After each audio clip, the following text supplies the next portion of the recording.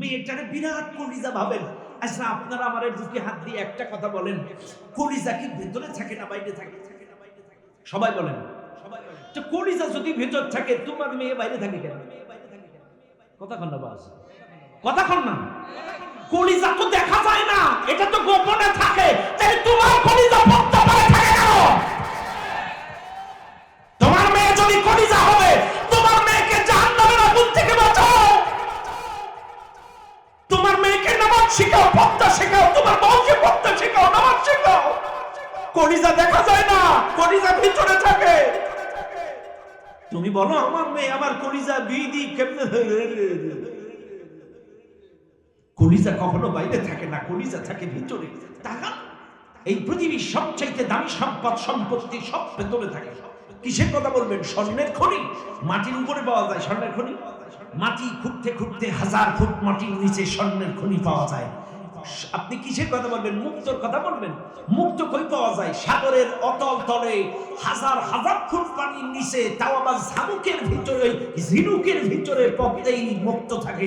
যার কারণে মুক্তোর দাম বেশি। মাটির নিচে থাকার কারণে স্বর্ণের দাম বেশি। চাইলে এরা গভীর পদ্মায় থাকার কারণে এদের দাম বেশি। আর আমার বাংলাদেশের নিয়ে গেলে কথা হন না। এই জন্য রাসূল বলছেন লাআনাল্লাহু নাযিরা ওয়াল মানযুরা ইলাইহি, যারা দেখায় আর যারা দেখে। আপনি কলেজে যান, আপনি ইউনিভার্সিটিতে যান, আপনি ডাক্তার হন, আপনি ইঞ্জিনিয়ার হন, ইসলাম নিষেধ করে না। কে বলেছে? ওয়াকারনা ফি বুয়ুতিকুন্না ওয়ালা তাবাররুজনা তাবাররুজাল জাহিলিয়াতিল উলা। নারীদেরকে ঘরে থাকতে বলেছে, তবে প্রয়োজনীয় যদি তুমি যাও, ওই জাহিলি যুগের মতো বেপরদায় যাবে না। বেপরদায় চেহারা ফেস সব সাজুগুজু করে নাও। তুমি স্বাধীনতা বজায় রেখে যাও, ইসলামকে ঠিক রেখে যাও।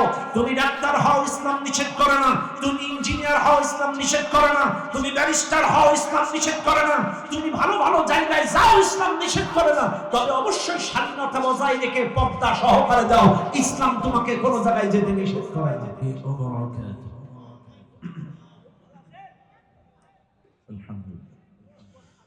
الحمد لله نحمده ونستعينه ونستغفره ونؤمن به ونتوكل عليه ونعوذ بالله من شرور أنفسنا ومن سيئات أعمالنا. من يهده الله فلا مضل له ومن يضلل فلا هادي له. ونشهد أن لا إله إلا الله وحده لا شريك له. ونشهد أن سيدنا ونبينا ومولانا محمدا عبده ورسوله الذي أرسله بالحق بشيرا ونذيرا وداعيا إلى الله بإذنه وسراجا منيرا. فقد قال الله تعالى في كلامه المجيد وفرقانه الحميد. সবাই পড়েন আউযু বিল্লাহি মিনাশ শাইতানির রাজীম. বিসমিল্লাহির রাহমানির রাহিম. ওয়া'বুদুল্লাহা ওয়া লা তুশরিকু বিহি শাইআন ওয়া বিল ওয়ালিদাইনি ইহসানা. وقال تعالى إن الله وملائكته يصلون على النبي يا أيها الذين آمنوا صلوا عليه وسلموا تسليما. درود إبراهيم. اللهم صل على محمد وعلى آل محمد كما صليت على إبراهيم وعلى آل حميد مجيد اللهم بارك على محمد وعلى آل محمد كما باركت على إبراهيم وعلى آل إبراهيم إنك حميد مجيد আমি মরুর বুকে ফেলবো কদম হই না যতই খোদা বান্দায় অধম আমি মরুর বুকে ফেলবো কদম হই না যতই খোদা বান্দায় অধম খোদার হাবিবকে ভেবে ভেবে খোদার হাবিবকে ভেবে ভেবে সাজবো নবীর উম্মত হিসেবে আমি মরুর বুকে ফেলবো কদম হই না যতই খোদা বান্দায় অধম আলহামদুলিল্লাহ সুম্মা আলহামদুলিল্লাহ পর্দার আড়ালে শ্রদ্ধা আমার সম্মানিত মা ও বোনেরা সকলকেই সুন্নাত তরিকা অনুযায়ী সালাম জানাই আসসালামু আলাইকুম ওয়া রাহমাতুল্লাহি ওয়া বারাকাতুহু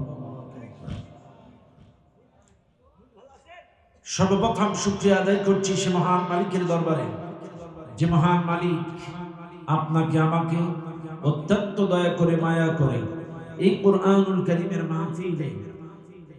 কোরআনুল কারীমের মাহফিলে আসার এবং বসার তৌফিক দিয়েছেন যিনি সে মহান মালিকের দরবারে প্রাণ খুলে সমস্বরে সমবেত আওয়াজে সমবেত চেষ্টায় জীবনের শ্রেষ্ঠ শুকরিয়ার ঝান্ডাটা আল্লাহ তাআলার আরশ আজিমে পৌঁছায় দেই চিৎকার মেরে বলুন আলহামদুলিল্লাহ আরেকটু জোরে বলুন আলহামদুলিল্লাহ দরুদ ও সালাম পাঠ করি সে মহান মানবতার মুক্তির দূতের জন্য যিনি আমার আপনার সকলের কিয়ামতের কঠিন মুসিবতের সময় একান্ত সুপারিশকারী প্রিয় নবী নবী মুহাম্মদুর রাসূলুল্লাহ সবাই বলুন সাল্লাল্লাহু আলাইহি ওয়াসাল্লাম মাগফিরাত কামনা করছি সেই সকল ভাইদের জন্য যারা দ্বীনের জন্য ইসলামের জন্য প্রাণ দিয়ে শহীদ হয়েছেন আল্লাহ তাআলা তাদের সকলকেই জান্নাতুল ফিরদাউসের সর্বোচ্চ মর্যাদা দান করুন চিৎকার মেরে বলেন আল্লাহুম্মা আমিন আর জোরে বলেন আল্লাহুম্মা আমিন এই মাহফিলে যারা এসেছেন আপনারা এখানে এসে খুশি না বেজার আরো জোরে আলহামদুলিল্লাহ কোরআনের মাহফিলে এসে খুশি হওয়াটা ভালো না খারাপ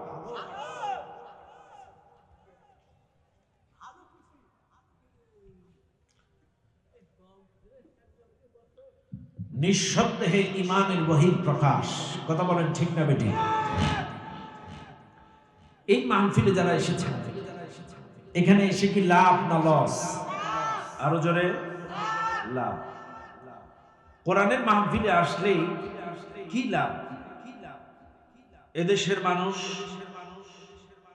মাহফিলে আসে কিন্তু মূলত লাভ লসের হিসাব করে না ইকো একটু বেশি হচ্ছে ইকো কমায় দেন রিভার্ব বেস থাক ইকো কমায়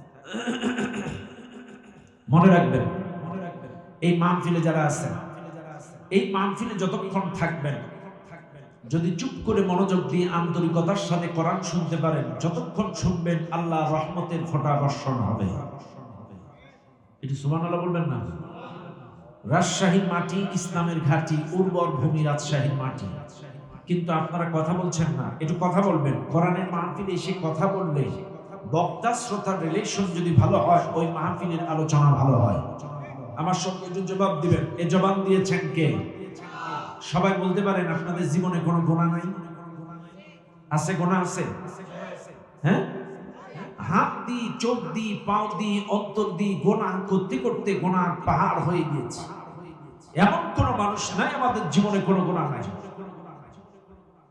এই জন্য যত মানুষ এই মাহফিলে আছেন আমার সঙ্গে একটু স্বতঃস্ফূর্তভাবে আপনারা জবাব দেবেন। কোরআনের মাহফিলে এসে যত বেশি কথা বলবেন আমার আপনার দিলের ময়লাগুলো পরিষ্কার করে দিবেন কে? আরো জোরে বলেন কে?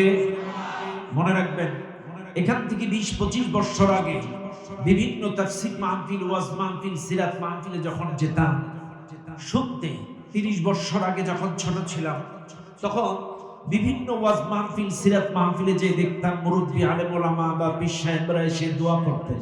আমরা দেখতাম আখিরি মোনাজাতে ভেউ ভেউ করে মানুষ কাঁদতো চোখের পানি ছেড়ে। কিন্তু দুঃখজনক হলেও সত্য, বর্তমানে এখন আর মানুষের চোখে পানি নাই। ওয়াজ মাহফিলে নাই, জুমার নামাজে নাই, সিরাত মাহফিলে নাই, তাফসীর মাহফিলে নাই। কেন নাই? এখন আর আমাদের চোখে পানি আসে না। তার কারণ আমাদের কর্মগুলো গুনাহ করতে করতে কালো হয়ে গেছে, হিংসা প্রতিহিংসায় ভরা। আমরা খারাপ খাইতে খাইতে আমাদের দিনগুলো শক্ত হয়ে গেছে। গুনাহকে গুনাহ মনে করি না, পাপকে পাপ মনে করি না। গুনাহ করতে করতে আমাদের দিনগুলো সব নষ্ট হয়ে গেছে। এত হিংসা প্রতিহিংসা কলবের ভেতরে জমা, এটা ভাষায় বোঝানো দরকার। আমি তো মাঝে মাঝে বলি, একবার বাংলাদেশের এক স্বনামধন্য পত্রিকা, গোটা পত্রিকার পেজ জুড়ে জাহান্নামের গর্ত আঁকাইছে। গোটা পেজ জুড়ে বিভিন্ন দেশের জাহান্নামের গর্ত আঁকাইছে। আমেরিকার জাহান্নাম, লন্ডনের জাহান্নাম, দুবাইয়ের জাহান্নাম, কাতারের জাহান্নাম, সৌদি আরবের জাহান্নাম, বাংলাদেশের জাহান্নাম, বিভিন্ন দেশের জাহান্নাম। এগুলো গর্ত আকারে, প্রতিচ্ছবি আকারে দিছে। প্রত্যেকটা জাহান্নামের মধ্যে আগুন, প্রতিচ্ছবি আগুন, প্রজ্বলিত আগুন জ্বলতেছে, আর ওর মধ্যে কিছু মানুষ আ করে জ্বলতেছে, এরকম একটা প্রতিচ্ছবি দিছে। আর প্রত্যেকটা জাহান্নামের গর্তের পাশে একজন করে দারোয়ান দাঁড়ায় আছে। আমেরিকার জাহান্নাম, বাংলাদেশের জাহান্নাম, দুবাইয়ের জাহান্নাম, কাতারের জাহান্নাম, সৌদির জাহান্নাম, বিভিন্ন দেশের জাহান্নাম। সব দেশের জাহান্নামের পাশে একজন করে দারোয়ান আছে। কিন্তু বাংলাদেশের জাহান্নামের পাশে কোনো দারোয়ান নাই। এক সাধারণ সাংবাদিক সম্পাদককে প্রশ্ন করছে, ভাই সব দেশের জাহান্নামের গর্তের পাশে একজন করে দারোয়ান আছে, বাংলাদেশের জাহান্নামের গর্তের পাশে দারোয়ান নাই কেন? তখন বলছে, দেখো অন্যান্য দেশের জাহান্নামের আসামিগুলো জাহান্নাম থেকে যদি উঠে পালাইতে যায়, ওই জাহান্নামের দ্বাররক্ষীরা বল্লভ দিয়ে গুতায়া জাহান্নামের মধ্যে ফালাইয়া দিবে। কিন্তু বাংলাদেশের কোন জাহান্নামের দ্বাররক্ষী বা পাহারাদার লাগবে না। এই কারণে, কারণ জাহান্নামের মধ্যে যারা আছে কেউ যদি উঠে পালাইতে যায়, ভেতরে যারা আছে ওরাই টেনে নামাবে জাস করে। কথা বুঝেন না আপনারা? বুঝছেন আপনারা? এত ভালো আমরা যে ভিতরে যারা আছে একে অপরকে টেনে নামাবে জাস কই। কেউ কারোর ভালো চায় না। আমার ভাই ভালো জামা গায়ে দিক, এটা আমি চাই না। আমার ভাই ভালো বাড়ি বানাক, এটা আমি চাই না। আমার ভাই ভালো একটা গাড়ি চালাক, এটা আমি পছন্দ করি না। আমার ভাই ভালো পড়ুক, ভালো চলুক, ভালো প্রশংসা করাক, এটা আমি পছন্দ করি না। হিংসা প্রতিহিংসায় আমাদের কলিজা ভরা। মনে রাখবেন, ন্যূনতম হিংসা প্রতিহিংসা অহংকার যদি আপনার ভেতরে থাকে, আল্লাহর জান্নাতে যেতে পারবেন না। এজন্য আসেন, ভূমিকায় কথা নয়, লম্বা চড়া আলোচনা নয়, যতক্ষণ আমার সাথে থাকবেন সুবহানাল্লাহ, আলহামদুলিল্লাহ, কোরআনের আয়াত, আল্লাহ জিকির যত বেশি করবেন আমার আপনার দিনের ময়লাগুলো পরিষ্কার করে দিবেন কে? আরো জোরে বলেন কে? আল্লাহ। আসেন আমার সঙ্গে সবাই তেলাওয়াত করেন। আউযু বিল্লাহি মিনাশ শাইতানির রাজীম। বিসমিল্লাহির রাহমানির রহিম। ওয়া'বুদুল্লাহা ওয়া লা তুশরিকু বিহি শাইআন ওয়া বিল ওয়ালিদাইনি ইহসানা। সাদাকাল্লাহুল আযীম। সূরাটির নাম সূরাতুন নিসা।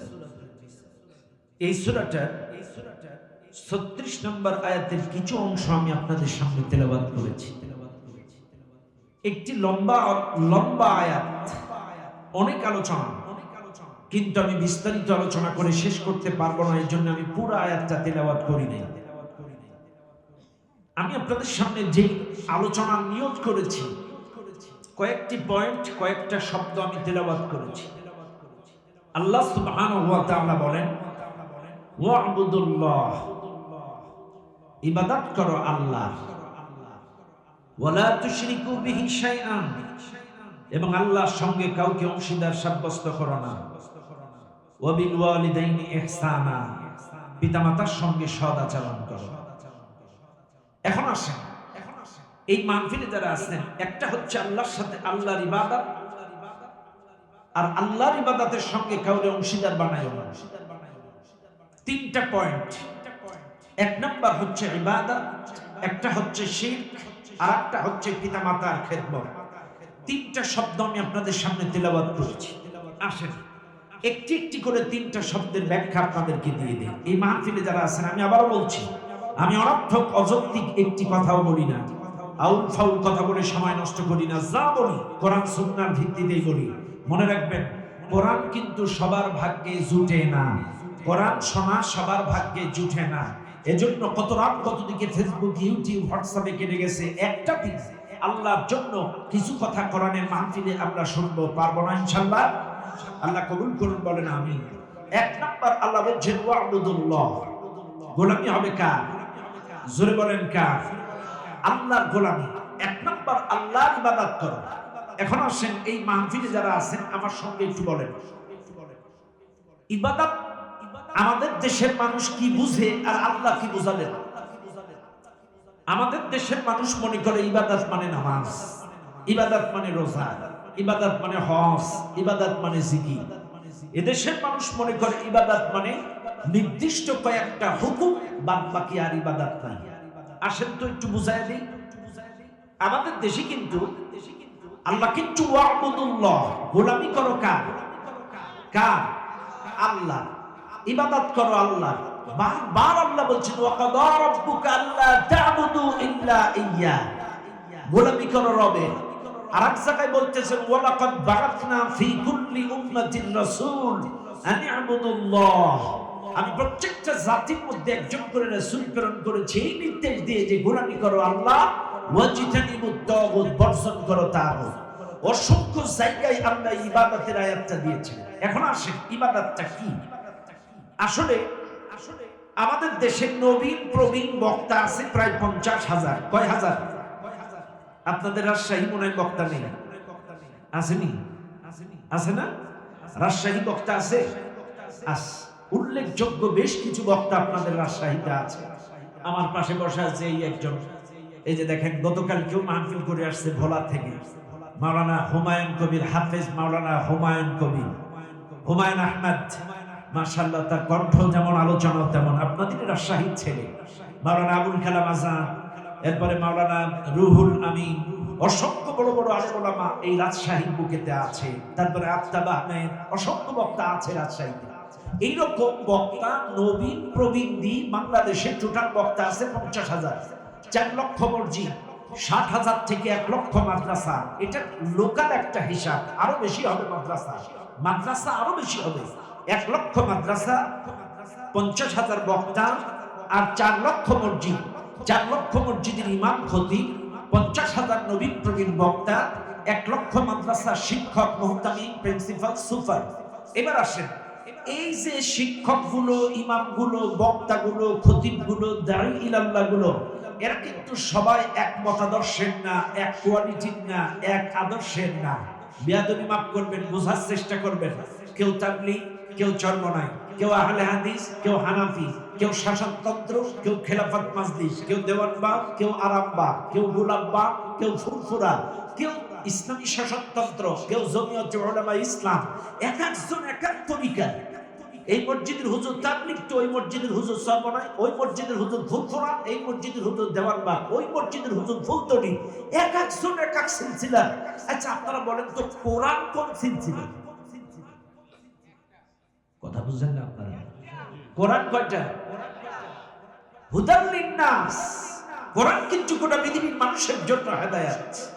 কোরআন কিন্তু একটা আল্লাহই নাজিল করেছেন, আল্লাহই বলেছেন। কোরআনের প্রত্যেকটা কথা কার?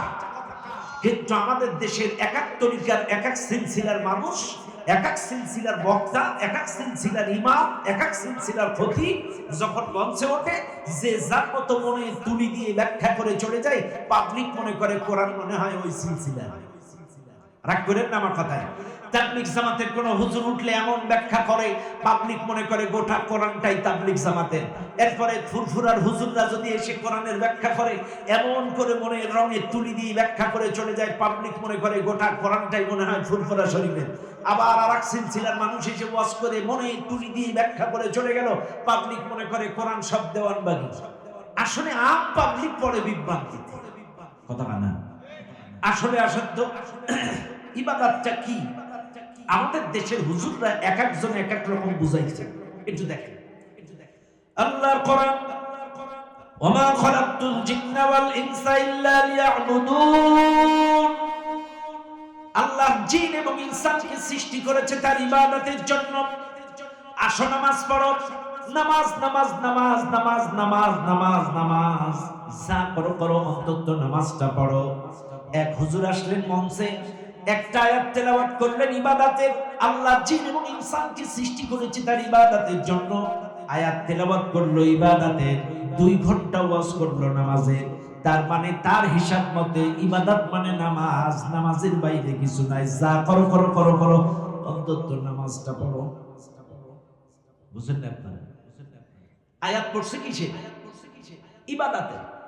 আর ব্যাখ্যা করে গেল 2 ঘন্টা নামাজে। পাবলিক মনে করে মনে হয় ইবাদত মানেই নামাজ। এই জন্য এই দেশের মানুষ এমনও লোক আছে ইবাদত করে, নামাজও পড়ে, সুদ খায়, নামাজ পড়ে, ঘুষ খায়, নামাজ পড়ে, জিনা করে, নামাজ পড়ে, দুর্নীতি করে, নামাজ পড়ে, দেশের টাকা পাচার করে।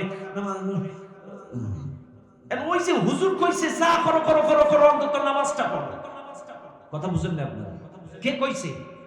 হুজুর কইছে। এটা কিন্তু আম পাবলিকের দোষ না, হুজুর কইছে যা করো করো করো নামাজটা পড়ো। এই জন্য নামাজও পড়ে, ঘুষও খায়, নামাজও পড়ে, জিনাও করে না। রাগ করেন না, আমি কারো কথা বলতে চাই না, কিন্তু এসে যায় ব্যাখ্যা দিতে গিয়ে। আমাদের শামীম ওসমান কাকু, উনি কিন্তু 72 রাকাত তাহাজ্জুদ করতো একাই। কয় রাকাত তাহাজ্জুদ করতো? খুব ভালো মানুষ। ম্যাডাম যিনি চলে গেছে উনি নামাজি ছিল না? উনিও নামাজি। কত টাকা পাচার করছে? নামাজও পড়ছে, টাকা পাচার করছে, নামাজও পড়ছে, দুর্নীতি করছে। আবার দেখেন আমাদের দেশে তো সাধুকারী হুজুরের অভাব নেই। আমাদের দেশের দালাল মার্কা কিছু হুজুর আছে, এরা আবার ফতোয়া দেয়, ম্যাডাম আপনি তো জান্নাতি। কি বলে? আপনি তো জান্নাতি। আচ্ছা আমার বুঝে আসে না, কতগুলো মানুষ খুন করলে জান্নাতের সার্টিফিকেট পাওয়া যায়? কথা বুঝেন আপনারা? কতগুলো মানুষ মার্ডার করলে জান্নাতের সার্টিফিকেট পাওয়া যায়? 57 জন সেনা কর্মকর্তা বিনা যুদ্ধে নিহত। শাপলা চত্বরে গুলি, জুলাই গণ অভ্যুত্থানে 2000 বাচ্চা হত্যা। এই 17 বছরে দল বিরোধী দলের বিভিন্ন মানুষকে বিনা কারণে ফাঁসির কাস্টে ঝুলিয়ে মেরেছে।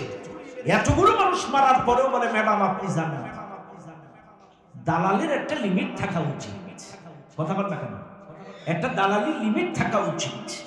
আরে মনে রাখবেন, তাই নেই? এই জন্য আমাদের দেশের হুজুররা বলেছে যা করো করো করো অন্তত নামাজটা পড়ো। এই জন্য নামাজ পড়ছে, সুদ খাইছে, ঘুষ খাইছে, দুর্নীতি করছে।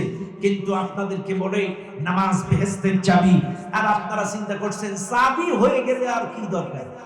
কথা কনা, নামাজ কিসের চাবি? নামাজ কিসের চাবি? বেহেশতের চাবি। তো চাবি যদি আপনার কাছে থাকে, আপনি যা খুশি তাই করবেন, এটাই তো স্বাভাবিক, তাই না? চাবি আছে কারো কাছে?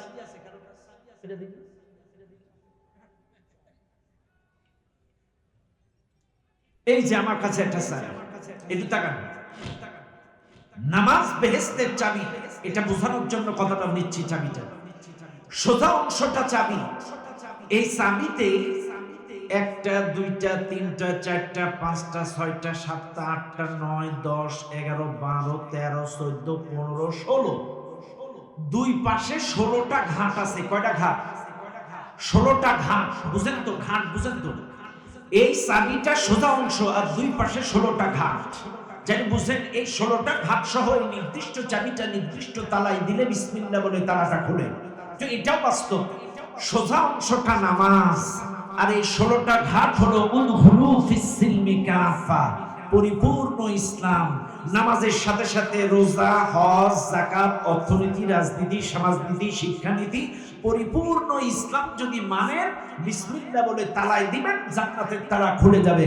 অন্যথায় আপনি নামাজ পড়েন কিন্তু সুদ খান, নামাজ পড়েন ঘুষ খান, নামাজ পড়েন জিনা করেন, নামাজ পড়েন পরকিয়া করেন, নামাজ পড়েন দুর্নীতি করেন, নামাজ পড়েন দখলবাজি, নামাজ পড়েন লোকের টাকা পাচার, নামাজ পড়েন বোনের জমি ফাঁকি, নামাজ পড়েন ভাইয়ের জমি ফাঁকি, চাইলে বোঝা গেল আপনার কাছে জান্নাতের তালা চাবি আছে কিন্তু দুই ধারে ঘাট নাই। আর যেই চাবির ঘাট থাকে না, ব্রাহ্ম ভাষায় বলে এটাকে ভূতা চাবি। ভূতা চাবি দিয়ে কখনো জান্নাতের তালা খুলবে না। আরো জোরে। আপনি নামাজ পড়বেন কিন্তু ইসলাম মানেন না, অর্থনীতি, রাজনীতি, সমাজনীতি, শিক্ষানীতি, সুদ, ঘুষ, জেনা, বিচার কিচ্ছু বাদ না। আপনার কাছে শুধু কি আছে? চাবি আছে কিন্তু কি নাই? ঘাট নাই। আর যে চাবির ঘাট থাকে না, গুতাগুতি করবেন কিন্তু তালা খুলবে না। কথা কি বোঝা যায়? আমার কথা কি বোঝা যায়? কাজী নামাজের সাথে সাথে পরিপূর্ণ ইসলাম মানতে হবে। আল্লাহ যা আদেশ করেছে তা মানতে হবে, যা নিষেধ করেছে তা বর্জন করতে হবে। আপনি 5 ওয়াক্ত নামাজ পড়বেন, সুদের ব্যবসা করবেন, 5 ওয়াক্ত নামাজ পড়বেন, আবার অফিসে গেলে ঘুষ খাবেন, কিসের নামাজ? কিসের নামাজ আপনার? এই জন্য মনে রাখবেন, নামাজ পড়লেই জান্নাতে যাওয়া যাবে না, নামাজের সাথে সাথে পরিপূর্ণ ইসলাম মানা। কথা ক্লিয়ার? কথা ক্লিয়ার? ব্যাস। ও দুনিয়ার মানুষ, তাহলে এক শ্রেণীর বক্তা, এক শ্রেণীর হুজুর এসে বললেন ইবাদত মানে নামাজ।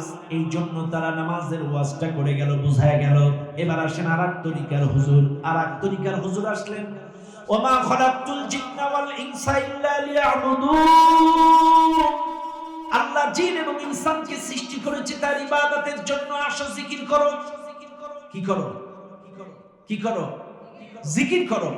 জিকিরটাকে ইবাদত মনে করে। তার মানে নামাজ নাই, রোজা নাই, আল্লাহ নাই, রাসূল নাই, পর্দা নাই, খালি জিকির মারে। সকাল সন্ধ্যা জিকির, ওরস শরীফে জিকির, নারী পুরুষ জিকির। এই জিকির করলেই আল্লাহকে পাওয়া যায়, এটাকেই তারা ইবাদত মনে করে। কথা বল না, রাগ করবেন না, এটা ষড়যন্ত্র প্রমাণ।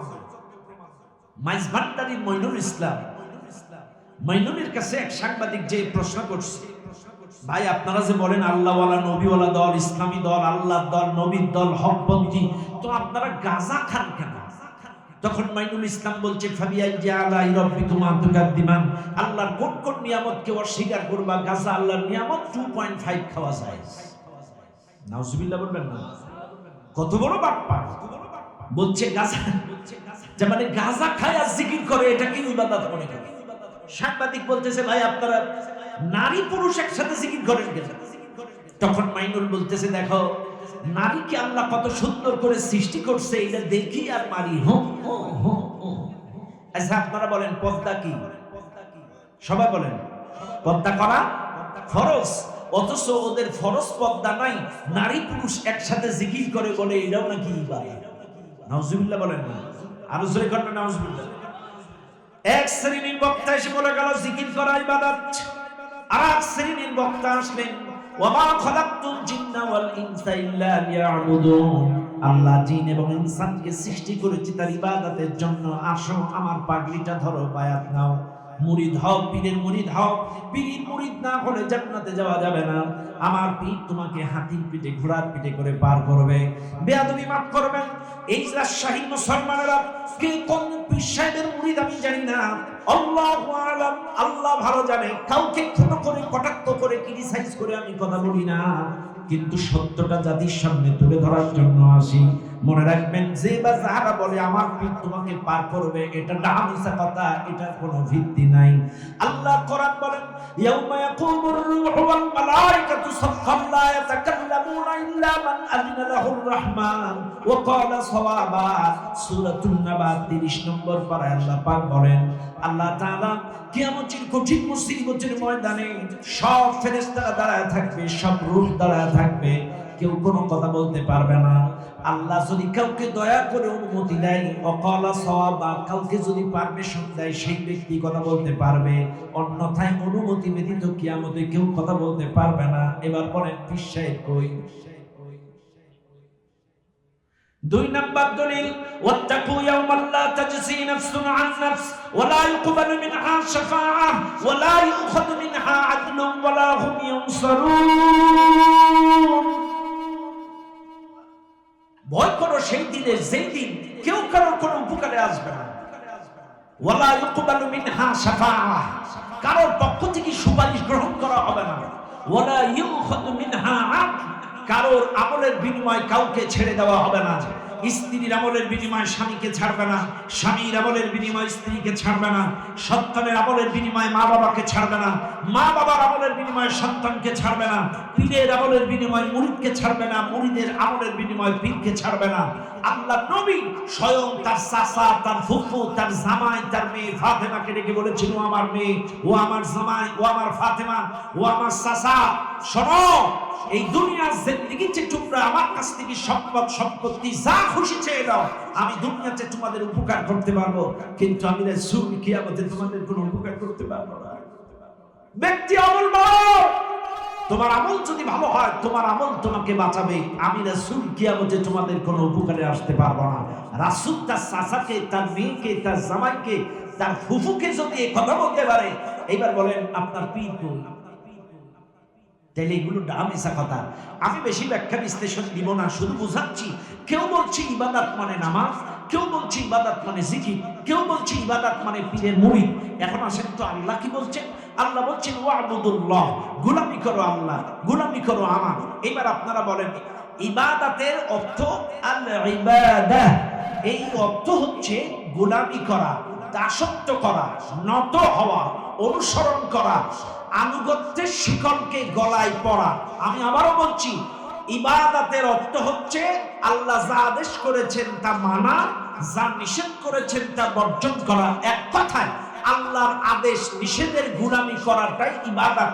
নামাজটা নির্দিষ্ট একটা হুকুম, রোজাটা নির্দিষ্ট আর একটা হুকুম, হজ নির্দিষ্ট আর একটা হুকুম, যাকাত নির্দিষ্ট একটা হুকুম, পর্দা নির্দিষ্ট একটা হুকুম, এক একটা এক এক হুকুম।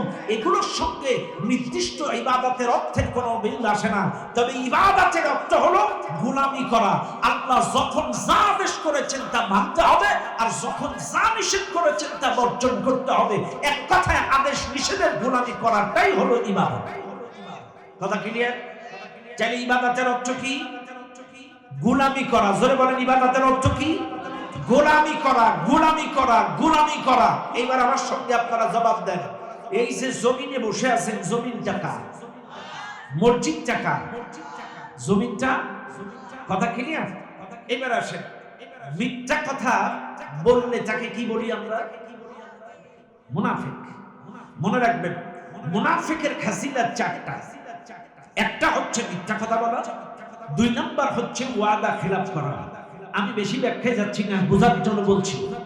যে মিথ্যা কথা বলা, ওয়াদা খিলাফ করা। এখন আসেন তো এই মাহফিলে যারা আছেন, দেখবেন যারা 5 ওয়াক্ত দৈনন্দিন নামাজ পড়ে, একজন ব্যক্তি 5 ওয়াক্ত নামাজে মসজিদে গেলে দৈনন্দিন মসজিদে তিনি লোকটা বলেন সূরা ফাতিহার মধ্যে, ইয়াকা না'বুদু ওয়া ইয়াকা নাস্তাঈন, তোমারই গোলামি করি, তোমারই সাহায্য চাই, তোমারই গোলামি করি, তোমারই সাহায্য চাই, তোমারই গোলামি করি, তোমার সাহায্য চাই, তোমারই গোলামি করি, তোমার সাহায্য চাই। অর্থাৎ এই আয়াতটার মধ্যে দৈনন্দিন আল্লাহকে বলছেন তোমার গোলামি করি, তোমার গোলামি করি, ইয়াকা না'বুদু, তোমার গোলামি, তোমার গোলামি, তোমার গোলামি। আচ্ছা, চাইলে দৈনন্দিন 48 বার আপনি বললেন তোমার গোলামি করি। এবার আসেন তো, একবার বললে ভুল হইতে পারে, দুইবার বললে ভুল হইতে পারে, তিনবার বললে ভুল হইতে পারে, আপনার ব্রেন খারাপ, বয়স হয়েছে। কিন্তু যে লোকটা 48 বার বলে তোমার গোলামি করি, এই লোকটা মসজিদের বাইরে যে নাস্তিকের গোলামি করে, এই লোকটা মসজিদের বাইরে যে তাগুতের গোলামি করে, এই লোকটা মসজিদের বাইরে যে ইসলাম বিদ্বেষী বাচ্চাটা গোলামি করে। এবার আমার সঙ্গে জবাব দেন, বিনা ওযুই মিথ্যা কথা বললে যদি মুনাফিক হয়, আপনি ওযু করে 5 ওয়াক্ত নামাজে 48 বার মিথ্যা কথা বলছেন, চাইলে আপনি কোন স্তরের মুনাফিক? আমার কথা বুঝেন না আপনারা? এই তুমি উঠে দাঁড়াও তো শোনা, তুমি দাঁড়াও, দাঁড়াও, দাঁড়াও, দাঁড়াও। তোমার নাম কি? মুরসালিন। আচ্ছা, তোমার বয়স কত? 12। আচ্ছা, তোমার যদি আমি 1000 টাকা দেই, মসজিদে দাঁড়ায় মিথ্যা কথা বলবা? বলবা? কেন? আল্লাহ তাআলা মানা করছে মিথ্যা বলা গুনাহ। আচ্ছা ঠিক আছে, বসো, একটু খেয়াল করেন আপনারা। ছেলেটার বয়স 12, ওর নাম মুরসালি। ওরে যদি আমি 1000 টাকা দেই, ও মসজিদে দাঁড়ায় মিথ্যা কথা বলবে না, কারণ আল্লাহ নিষেধ করেছেন আল্লাহর ঘরে মিথ্যা কথা বলা যাবে না। এই ছেলেটা 1000 টাকা দিলেও মিথ্যা কথা বলবে না। এইবার আপনারা বুকে হাত দেন, 12 বছরের একটা ছেলেকে 1000 টাকা দিলে মিথ্যা কথা বলে না। চাইলে আপনারা বিভিন্ন বয়সের মানুষ দৈনন্দিন 5 ওয়াক্ত নামাজে কেন মিথ্যা কথা বলছেন? একটু বুকে হাত দিয়ে বলেন কেন বলছেন? আপনি এই যে আরামের ঘুম হারাম করে ফজরের নামাজের সময় আসসালাতু খায়রুম মিনান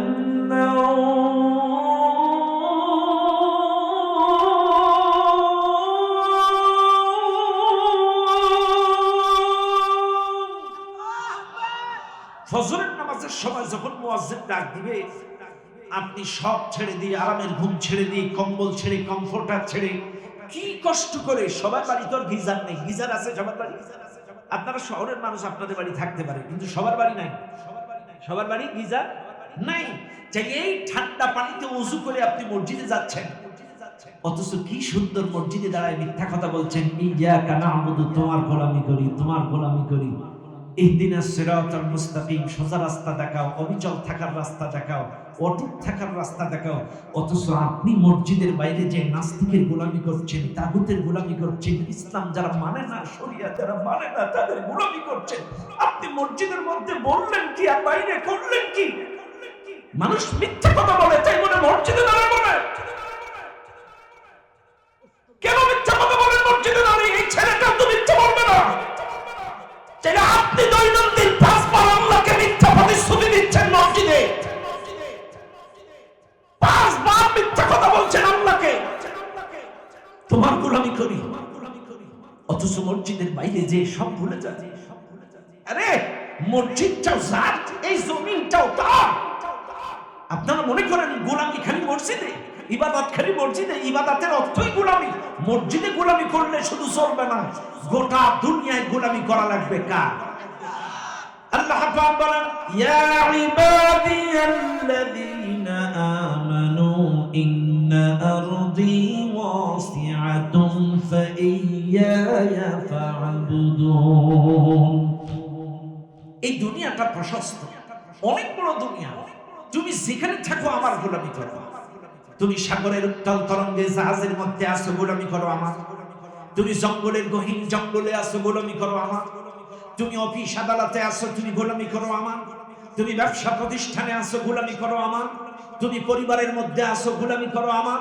তুমি সংসদ ভবনের মধ্যে আসো, গোলামি করো আমার। কারণ ওই সাগরটাও যার, জঙ্গলটাও যার, অফিস আদালত যার, সংসদটা যার, এই মসজিদটাও তার। আপনি খালি মসজিদে গোলামি করবেন কেন? আপনি মসজিদে আল্লাহর গোলামি করবেন আর বাইরে তাগুতে গোলামি করবেন কেন? একটু বুকে হাত দিয়ে আমাকে বলেন, আপনাকে কে বানাইছে? এই পৃথিবীর কোন নেতা নেত্রী আপনাকে বানাইছে? বলতে পারবেন আপনারা ঈশ্বর চাচা বানাইছে? বলতে পারবেন আপনাকে মুজিব চাচা বানাইছে?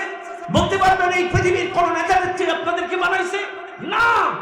ইয়া আইয়ুহান নাস, হে মানুষ সকল, উবুদু রাব্বাকুম, গোলামি করো আমার। আল্লাযী খলাকাকুম, তোমাদেরকে সৃষ্টি করেছি আমি আল্লাহ। আল্লাযী জাআলা লাকুমুল আরদা ফিরাশা, এই যে জমিনটাতে বসে আছো, এই জমিনটাকে বিছানা বানিয়েছি আমি আল্লাহ। এই জমিনে তুমি রিকশা চালাও, ভ্যান চালাও, ইজি বাইক চালাও, মোটরসাইকেল চালাও, সিএনজি চালাও। এই জমিনে তোমার অফিস আদালত কোর্ট কাছারি, তোমার বাড়ি, এই জমিনটাকে বিছানা বানিয়েছি আমি। ওয়াস সামা বিনা, আসমানটাকে ছাদ বানিয়েছি আমি। ওয়া আনজালা মিনাস সামাই মাআ, আসমান থেকে বৃষ্টি বর্ষণ করি আমি। ফাখরাজা বিহি মিনাত তামারাতি রিজকান লাকুম, এই জমিন থেকে ফসলের মাধ্যমে তোমাদের রিজিকের ব্যবস্থা করি আমি। যেটি সৃষ্টি করলাম আমি, জমিন দিলাম আমি, আসমান দিলাম আমি, রিজিক দিলাম আমি। আর গোলামি করবা আব্রাহাম লিঙ্কনের, গোলামি করবা মোদি কাকুর, গোলামি করবা ট্রাম্প কাকুর? হ্যাঁ, কেন? যিনি সৃষ্টিকর্তা তার গোলামি করা লাগবে। মসজিদের মধ্যে গোলামি হবে যার, পরিবারের মধ্যেও গোলামি করা লাগবে। তা কথা কন না কেন? আপনার পরিবারের মধ্যে আপনার গোলামি আছে? আছে আছে? নেই নেই নেই। রাগ করেন না আমার কথা, আমি একটু বুঝাই দেই। আপনার পরিবারের মধ্যে আপনার গোলামি নেই, একটু মিলান, আপনি আমার সাথে মিলাই নেন। আল্লাহর কোরআন বলেন, ইয়া আইয়ুহাল্লাযীনা আমানু কু আনফুসাকুম ওয়া আহলিকুম নারা, হে ইমানদারগণ, নিজেরা জাহান্নামের আগুন থেকে বাঁচো, আহল পরিবার পরিজনদেরকে বাঁচাও। এবার বুকে হাত দিয়ে বলেন, আপনার বউটা নামাজ পড়ে কিনা, মেয়েটা নামাজ পড়ে কিনা, ছেলেটা নামাজ পড়ে কিনা, বৌমা পর্দা করে কিনা, ছেলেটা পর্দা মানে কিনা, আপনার মেয়েটা পর্দা মানে কিনা। আমার সঙ্গে রাগ করবেন না, আমি বোঝানোর জন্য বলছি কথাটা। আপনি বাবা নামাজ পড়ছেন মাগরিবের নামাজ জামাতে, আপনার 18 বছরের মেয়েটা পর্দার সরে পরপুরুষের সাথে বাদাম খাচ্ছে জামাতে।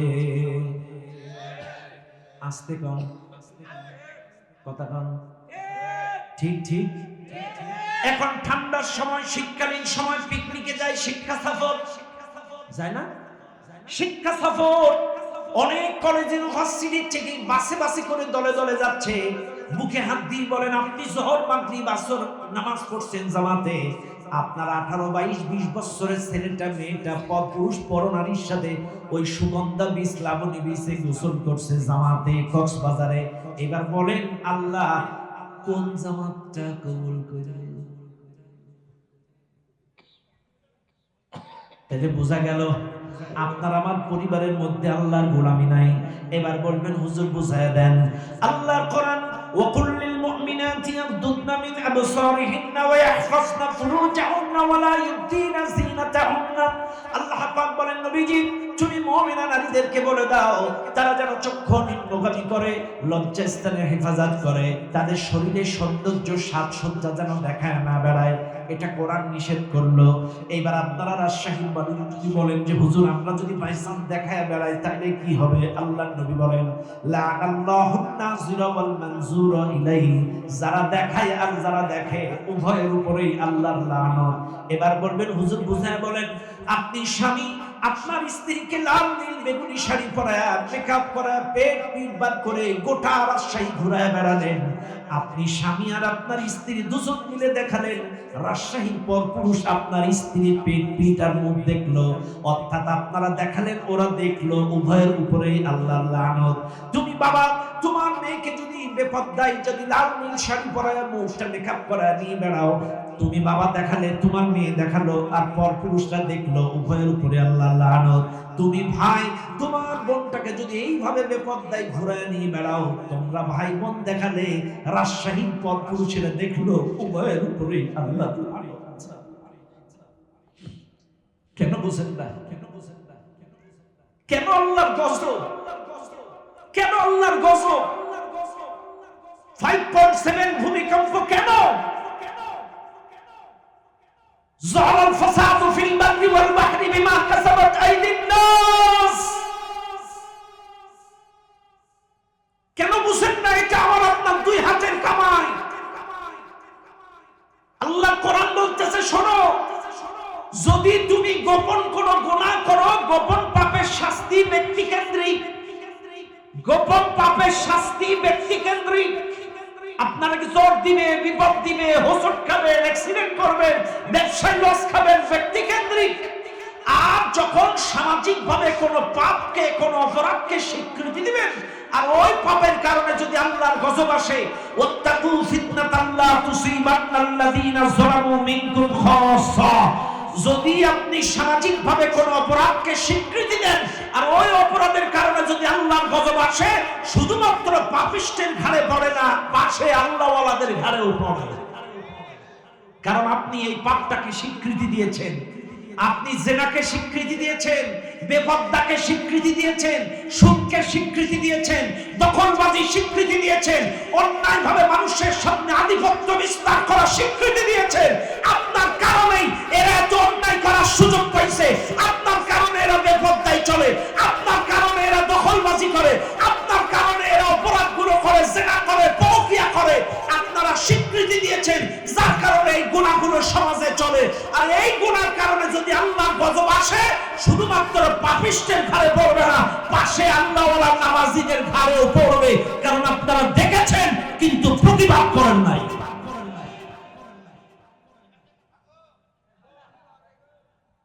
হাসা কথা, হ্যাঁ ঠিক আছে, কথা কি বোঝা যায়? চাইলে আপনি যদি প্রতিবাদ না করেন, ওর ঘরে একা পড়বে না, আপনার ঘরেও পড়বে। কারণ আপনাকে প্রতিবাদ করা লাগবে। কথা কোন ঠিক না বেঠি? চাইলে বলেন পরিবারের মধ্যে গোলামি হবে কার? আপনি একা জান্নাতে যাবেন, আপনার মেয়েটারে নেবেন না? আপনি তো বলেন আমার মেয়ে আমার কলিজা, আমার মেয়েটা বিয়ে দেওয়ার পরে আমি কেমনে থাকবো? মেয়েটারে বিরাট কলিজা ভাবেন। আচ্ছা আপনারা আমার বুকে হাত দিয়ে একটা কথা বলেন, কলিজা কি ভেতরে থাকে না বাইরে থাকে? সবাই বলেন। তো কলিজা যদি ভেতর থাকে, তোমার মেয়ে বাইরে থাকে কেন? কথা কন না বাস, কথা কন না। কলিজা তো দেখা যায় না, এটা তো গোপনে থাকে। তাই তোমার কলিজা পড়তে পারে থাকে কেন? তোমার মেয়ে যদি কলিজা হবে, তোমার মেয়েকে জাহান্নামের আগুন থেকে বাঁচাও। তোমার মেয়েকে নামাজ শেখাও, পর্দা শেখাও, তোমার বউকে পর্দা শেখাও, নামাজ শেখাও। কলিজা দেখা যায় না, কলিজা ভিতরে থাকে। তুমি বলো আমার মেয়ে আমার কলিজা বিধি কেমনে? কলিজা কখনো বাইরে থাকে না, কলিজা থাকে ভিতরে। টাকা এই পৃথিবীর সবচাইতে দামি সম্পদ, সম্পত্তি সব ভেতরে থাকে। কিসের কথা বলবেন? স্বর্ণের খনি মাটির উপরে পাওয়া যায়। স্বর্ণের খনি মাটি খুঁড়তে খুঁড়তে 1000 ফুট মাটির নিচে স্বর্ণের খনি পাওয়া যায়। আপনি কিসের কথা বলবেন? মুক্তোর কথা বলবেন। মুক্তো কই পাওয়া যায়? সাগরের অতল তলে 1000 ফুট পানির নিচে, তাও আবার ঝামুকের ভিতরে, ঝিনুকের ভিতরে পদ্মেই মুক্ত থাকে। যার কারণে মুক্তোর দাম বেশি। মাটির নিচে থাকার কারণে স্বর্ণের দাম বেশি। চাইলে এরা গভীর পদ্মায় থাকার কারণে এদের দাম বেশি। আর আমার বাংলাদেশের নিয়ে গেল কথা হন না। এই জন্য রাসূল বলছেন লাআনাল্লাহু নাযিরা ওয়াল মানযুরা ইলাইহি, যারা দেখায় আর যারা দেখে। আপনি কলেজে যান, আপনি ইউনিভার্সিটিতে যান, আপনি ডাক্তার হন, আপনি ইঞ্জিনিয়ার হন, ইসলাম নিষেধ করে না। কে বলেছে? ওয়াকারনা ফি বুয়ুতিকুন্না ওয়ালা তাবাররুজনা তাবাররুজাল জাহিলিয়াতিল উলা, নারীদেরকে ঘরে থাকতে বলেছে। তবে প্রয়োজনে যদি তুমি যাও, ওই জাহিলি যুগের মতো বেপরদায় যাবে না। বেপরদায় চেহারা ফেস সব সাজুগুজু করে নাও। তুমি স্বাধীনতা বজায় রেখে যাও, ইসলামকে ঠিক রেখে যাও। তুমি ডাক্তার হও, ইসলাম নিষেধ করে না। তুমি ইঞ্জিনিয়ার হও, ইসলাম নিষেধ করে না। তুমি ব্যারিস্টার হও, ইসলাম নিষেধ করে না। তুমি ভালো ভালো জায়গায় যাও, ইসলাম নিষেধ করে না। তবে অবশ্যই স্বাধীনতা বজায় রেখে পর্দা সহকারে যাও। ইসলাম তোমাকে কোনো জায়গায় যেতে নিষেধ করে না। কে বলেছে? বলে হুজুর ইসলাম বলে ডাক্তার হওয়া যাবে না, ইঞ্জিনিয়ার। কে বলেছে ইসলাম নিষেধ করছে? ইসলাম করছে যাবা যাও, তবে বেপরদায় জাহিলি যুগের মতো যাই। কিসের মতো যাই না? জাহিলি যুগের। আজকে আমি মাঝে মাঝে ওয়াজের মধ্যে বলি, তোমার মেয়েকে তুমি ডাক্তার বানাও। তোমার 3টা মেয়ে, নিয়ত করো একটা মেয়েকে তুমি ডাক্তার বানাবে। অনেকেই ফতোয়া দেয় মেয়েদেরকে পড়ানো যাবে না, তাড়াতাড়ি বিয়ে দিতে হবে। আর এই কপাল পোড়া ফতোয়া বাস। তুমি তোমার বুকে হাত দিয়ে বলো, তোমার বউকে সারা জীবন কেউ দেখলো না, কিন্তু যখন তোমার বউয়ের প্রেগনেন্ট হয়, সিজার করতে যায়, ওই অবশ করা ইনজেকশনটাও দেয় একটা বেটা, সিজার করো একটা বেটা। তোমার ফতোয়া কই গেল? এই জন্য তোমার মেয়েকে গাইনি ডাক্তার বানাও, তোমার মেয়েকে গাইনি সার্জারি ডাক্তার বানাও। চাইলে এই দেশের মেয়েগুলোকে মেয়েরা ইনজেকশন দেবে, মেয়েরা অপারেশন করবে। আমার মনের একটা দুঃখের কথা বলি, আমি একবার ইন্ডিয়াতে গেছি পাইলসের চিকিৎসার জন্য। অনেক বড় ডাক্তার, প্রায় 100-150 সিরিয়াল। অনেক কষ্ট করে সিরিয়াল ওভারটেক করে ডাক্তারের চেম্বারে ঢুকছি। সিরিয়াল স্টেপ বাই স্টেপ গিয়ে ঢুকছি। ঢুকার পরে ডাক্তার আমার ক্ষত স্থানটা দেখবে, আমি দেখাবো না। ডাক্তার আমাকে দেখবে, আমি দেখবো না, আমি দেখাবো না। আমার লজ্জাস্থান দেখাবো না। ডাক্তার বলছে আমারে না দেখাইলে আমি ট্রিটমেন্ট দিব না। আমি বললাম না, আমি দেখাতে পারবো না। আমি আপনাকে ছবি তুলে দেখাই, তা হবে না, আপনাকে দেখাতে হবে না। আমি ট্রিটমেন্ট দেবো কেমনে? যখন আমি চোখের পানি ছেড়ে কাঁদতেছি, আল্লাহ আমি না হয় দেখালাম না, কিন্তু আমার পেছনে অনেক সুন্দর সুন্দর মেয়েরা, বউরা সিরিয়ালে বসে আছে। এরা কি করে দেখাবে? আমি পুরুষ হয়ে আমার ক্ষত স্থানটা পুরুষ ডাক্তারকে দেখাতে পারছি না, কিন্তু আমার পিছনে অনেক বউ, অনেকের মেয়েরা বসে আছে, ওরা তো দেখবে, ওরা কিভাবে ডাক্তারকে দেখাবে? এই জন্য আপনারা নিয়ত করবেন আপনাদের মেয়ে একটা ডাক্তার বানাবেন। আপনার মেয়ে যদি গাইনি ডাক্তার হয়, অনেক রোগ আছে, এমন কিছু রোগ আছে যে রোগগুলো পুরুষকে মেয়েরা বলতে পারে না। এই জন্য মেয়েদেরকে ডাক্তার বানানোর দরকার আছে না নাই? জোরে বলেন আছে না নাই? এই জন্য আপনাদেরকে বুঝাচ্ছি, বলেন পরিবারের মধ্যে গোলামি হবে কার? জোরে বলেন কার? আপনি একা জান্নাতে যাবেন? পরিবারের সবাইকে নিবেন না? আপনি আজকেই বাড়ি যাবেন, বাড়ি যেয়ে তদন্ত রিপোর্ট করেন আপনার কয়জন আল্লাহর গোলামি করে আর কয়জন তাগুতের গোলামি করে। একটা পরিবারে 10 জন সদস্য, 5 জন আল্লাহর গোলামি করে আর 5 জন তাগুতের গোলামি করে। এদেরকে ওয়ার্নিং দেন, তোমরা আজকে থেকে ভালো হয়ে যাও, নামাজ পড়ো, আল্লাহর গোলামি করো, এক আল্লাহর আনুগত্য করো, আল্লাহর আদেশ নিষেধ অনুযায়ী চলো, ইসলাম অনুযায়ী চলো। ওদেরকে ওয়ার্নিং দেন। যদি এরা না ভালো হয় এদের সাথে সম্পর্ক ছিন্ন করেন, কারণ তুমি জান্নাতে যাবা, তোমার পরিবার যাবে না, তা হবে না। ওই যে একটা গান আছে, জান্নাতে একা আমি যাব না তো ভাই, তোমাকেও জান্নাতে দলে নিতে চাই। কাজে একা যাবেন কেন? আপনার পরিবারের 10 জন সদস্যকেই জান্নাতে নিয়ে যাবেন।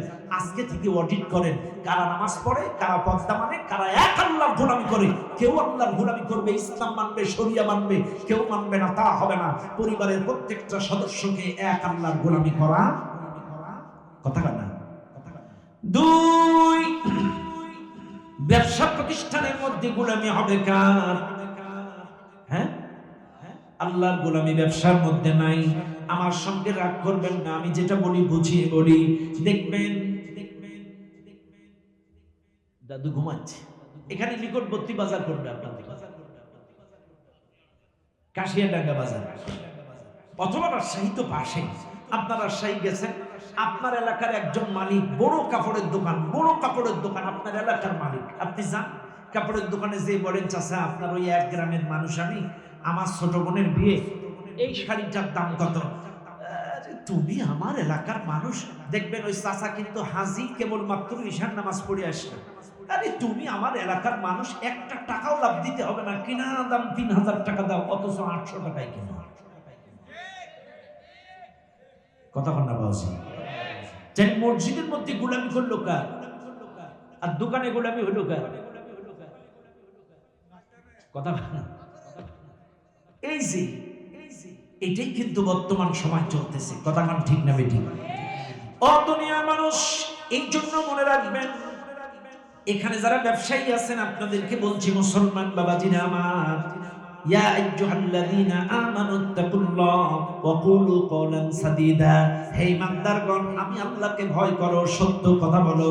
তুমি বলো আমার কোয়ালিটি এমন, এই জিনিসটার দাম এমন, এমন হলে আমি বিক্রি করব, নাইলে বিক্রি করব না। নাহনু নারযুকুহুম ওয়া ইয়্যাকুম, তোমাদের আর তোমার সন্তানদের রিজিকের দায়িত্ব আমি আল্লাহর। মিথ্যা কথা বলে এইরকম 3 ভাগের 2 ভাগ লাভ করার কোনো প্রয়োজন নাই। আপনি সদা সর্বদা সত্য কথা বলেন। ব্যবসার মধ্যে ভেজাল মিশাবেন না, খাদ্যে ভেজাল মিশাবেন না। আপনি দোকানের মধ্যে কাঁচা কলাডারে পাকা বানাবেন না, কাঁচা আমডারে পাকা বানাবেন না, খাদ্যের মধ্যে কোনো ভেজাল দিবেন না। আজকে দেখেন সামান্য এলপিজি গ্যাস নিয়ে, ওই যে গ্যাস সিলিন্ডার নিয়ে ব্যবসা চলতেছে গোটা বাংলাদেশে। 1200 টাকা দামের গ্যাস সিলিন্ডার, এমন অনেক নামাজি ব্যবসায়ী আছে 2500 টাকা বিক্রি করতেছে, আবার বাড়ি এসে জিকির করছে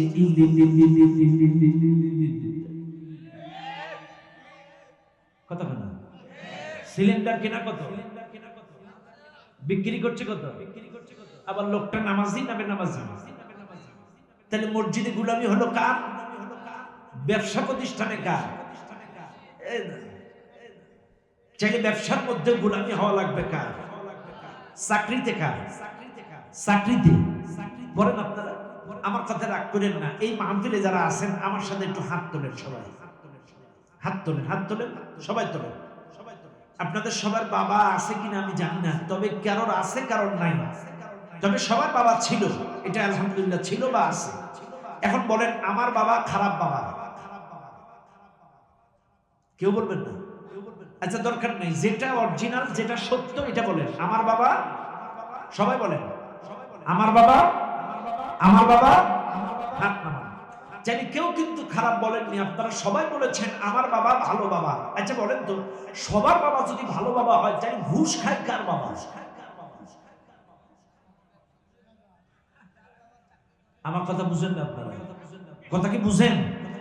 এখানে তো মাত্র 1000 লোক হবে কিনা আমি জানি না, 500-700 বা 500 লোক হতে পারে, 500 লোক হতে পারে এই মাহফিল। আমার প্রশ্ন হলো 500 নয়, আমি যদি 1 কোটি মানুষও এক জায়গায় করি আর 1 কোটি মানুষকে সেম প্রশ্ন করি আপনাদের বাবা কি বাবা, সবাই বলবে আমার বাবা ভালো বাবা।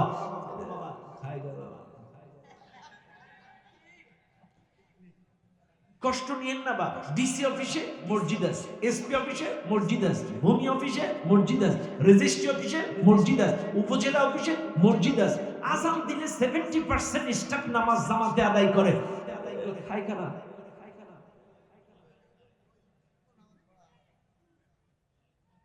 আমি মাঝে মাঝে একটা গান বলি, বলবো? রাগ করবেন না তো? শোনো এই দেশটার গল্প করি, দেশটা মনে হয় স্বপ্ন পুরি। শোনো এই দেশটার গল্প করি, দেশটা মনে হয় স্বপ্ন পুরি। সুদখোর ঘুষখোর মদখোর জুয়াখোর হেতায় আছে ভরি ভরি, হেতায় আছে ভরি ভরি। শোনো এই দেশটার গল্প করি, এ দেশে অসৎ কামাই কেউ করে না, তবে সুযোগ পেলে ঘুষের টাকা কেউ, ঠিক আছে? এ দেশে অসৎ কামাই কেউ করে না, তবে সুযোগ পেলে ঘুষের টাকা কেউ ছাড়ে না। টেবিলের নিচ থেকে হাত বাড়িয়ে কালো টাকাটা নেই ছাড়িয়ে, করছে তারা বড় দেশের চুরি, দেশের চুরি। শোনো এই দেশটার গল্প করি। কথা বলেন ভাইরা আমার, কে কি চাকরি করেন আর না করেন আমি জানি না, কিন্তু একটা কথা বলে যাই, যেই দেহের মধ্যে হারাম ঢোকে আল্লাহর কসম কেটে বলে যায় ওই দেহ কখনো জান্নাতে যাবে না।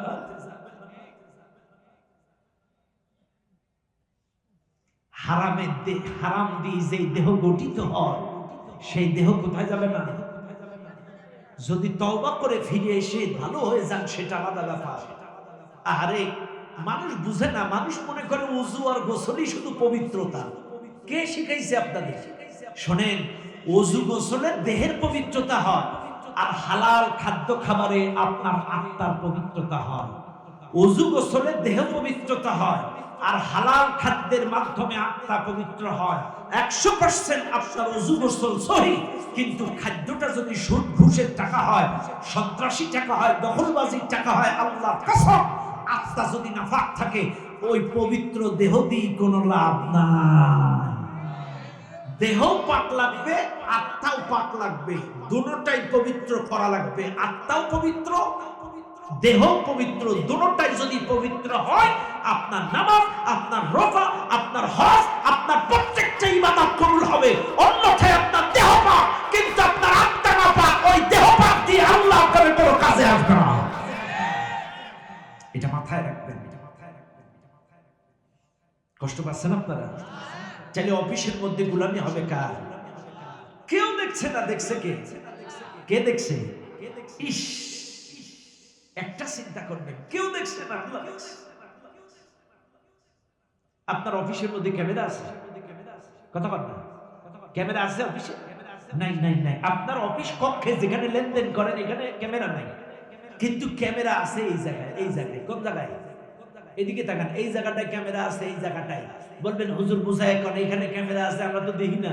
কোরআন বলতেছে সূরা বানী ইসরাঈল 13 নম্বর আয়াত, লিখে নেন, ওয়া কুল্লা ইনসানিন আলজামনাহু তাইরাহু ফি উনুকিহি ওয়া নুখরিজু লাহু ইয়াওমাল কিয়ামাতি কিতাবান ইয়ালকাহু মানশুরা। আল্লাহ সূরা বানী ইসরাঈল 15 নম্বর পারা 2 নম্বর পৃষ্ঠায় 13 নম্বর আয়াত আল্লাহ বলেন, আমি যখন দুনিয়ায় মানুষ সৃষ্টি করে পাঠিয়েছিলাম প্রত্যেকটা মানুষের হুলকুলের নিচে একটা করে মেমোরি আর ক্যামেরা লাগাই দিয়েছিলাম। কেন লাগাইছিলাম? তোমার দুনিয়া জিন্দেগিতে 60 70 80 বছর 90 বছর যতদিন তুমি বাঁচবা তোমার ওই জিন্দেগির ভালো মন্দ গোপনে রাতে দিনে অন্ধকারে সব কিছু এই ক্যামেরা আর মেমোরিতে রেকর্ড হয়ে যাবে। তোমার মোবাইলে যেমন একটা চিকন পিন দিয়া চাপ দাও, একটা চিকন পিন চাপ দিলে একটা মেমোরি কার্ড বের হয়ে আসে, ঠিক এমনি করে আল্লাহ বলেন ওয়ানুখরিজু লাহু ইয়াওমাল কিয়ামাতি কিতাবান ইয়ালকাহু মানসুরা। আমি আল্লাহ কিয়ামতের দিন তোমার হুড়কুনের নিচে একটা চাপ দেব, তোমার হুড়কুনের নিচ থেকে ওই মেমোরিটা বাইর হবে, আমলনামা বাইর হবে। আল্লাহ সেদিন বলবেন ইকরা কিতাবাক, পড়ো তোমার আমলনামা, কাফা বিনাফসিকা ইয়াওমা আলাইকা হাসিবা, তোমার আমলনামা পড়ার জন্য তুমি যথেষ্ট। তুমি 60 বছরে কি কি করেছো, দিনে রাতে প্রকাশ্যে গোপনে কি কি করেছো, তোমার আমলনামার মধ্যে সব ওই জায়গাটায় রেকর্ড থাকবে। তাহলে বলেন অফিসের মধ্যে গোলামি হবে কার? জোরে বলেন। এবার আসেন, রাজনীতি করেন আপনারা? করেন না? রাজনীতি করেন আপনারা? রাগ করেন না বাবা, বোঝার চেষ্টা করেন। রাজনীতিতে গোলামি আল্লাহ করা লাগবে না লাগবে না? না না, আল্লাহ না করলেও চলবে। হ্যাঁ, রাজনীতিতে আল্লাহ গোলামি না করলেও চলবে। কে বলেছে রাজনীতিতে আল্লাহ গোলামি করতে হবে? কে শিখাইছে? রাজনীতিতে ইসলাম নেই, রাজনীতিতে আল্লাহর গোলামি না করলেও চলবে। আল্লাহর গোলামি খালি মসজিদে করলেই চলবে নাকি? রাজনীতিতেও করতে হবে। একটা কথা আমি বলে যাই, বেশি ব্যাখ্যা দিব না, দেশের অবস্থা ভালো না। আমি শুধু একটা কথা বলে যাই। আপনারা একটা আয়াত শুনেছেন, লাকাদ কানা লাকুম ফি রাসূলিল্লাহি উসওয়াতুন হাসানাহ। এই আয়াতটা শুনেছেন? শুনেছেন না? এই আয়াতটা কি? সূরা আহজাব। আল্লাহ তাআলা বলতেছেন যে অবশ্যই তোমাদের জন্য রাসূলুল্লাহর মধ্যেই রয়েছে উত্তম আদর্শ। কথাটা কে বলছেন? সবাই বলেন, কে বলছেন? লাকাদ কানা লাকুম ফি রাসূলিল্লাহি উসওয়াতুন হাসানাহ, অবশ্যই তোমাদের জন্য রাসূলুল্লাহর মধ্যেই রয়েছে উত্তম আদর্শ। এবার আসেন, এখানে অনেকেই আছেন, বিভিন্ন কোয়ালিটির 12 ভাজারি মানুষ আছেন। কেউ বাবা, কেউ স্বামী, কেউ নানা, কেউ ব্যবসায়ী, কেউ বিচারক, কেউ আইনজীবী, কেউ রাজনীতিবিদ। এখানে বিভিন্ন কোয়ালিটির মানুষ আছেন। এখন আল্লাহ বলছেন অবশ্যই তোমাদের জন্য রাসূলুল্লাহর মধ্যে রয়েছে উত্তম আদর্শ। তার মানে হলো আল্লাহর রাসূল ওয়াল রাউন্ডার, এমন কোন ব্যক্তি নাই তার আদর্শ রাসূল না। আপনি স্বামী হিসেবে রাসূল উত্তম আদর্শ, নানা হিসেবে রাসূল উত্তম আদর্শ, বাবা হিসেবে রাসূল উত্তম আদর্শ, বিচারক হিসেবে রাসূল উত্তম আদর্শ, ব্যবসায়ী হিসেবে রাসূল উত্তম আদর্শ, রাষ্ট্রনায়ক হিসেবে রাসূল উত্তম আদর্শ, রাজনীতিবিদ হিসেবে রাসূল উত্তম আদর্শ। এইবার আমার সঙ্গে মুখে হাত দেন, আপনি বাবা হিসেবে রাসূলকে আদর্শ মানেন, নানা হিসেবে রাসূলকে আদর্শ মানেন, স্বামী হিসেবে রাসূলকে আদর্শ মানেন, রাজনীতিবিদ হিসেবে কাকে মানেন?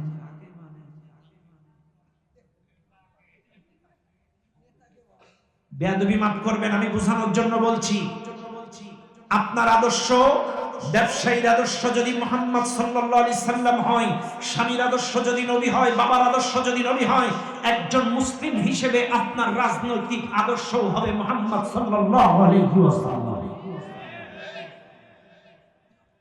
আচ্ছা, আপনাদের দিকে লোক মারা যায় না? যায়। মারা গেলে কবরে নামানোর সময় কোন দোয়া পড়ে? বিসমিল্লাহি ওয়া আলা মিল্লাতি রাসূলিল্লাহ। এটার অর্থ কি?